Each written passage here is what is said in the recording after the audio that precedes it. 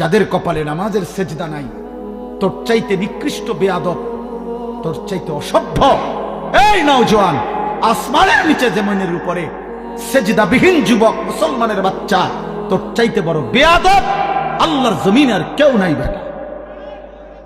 তুই নিকৃষ্ট বেয়াদব বেটা, আমি বললাম বেটা। তুই আমার বিরুদ্ধে স্লোগান দিস,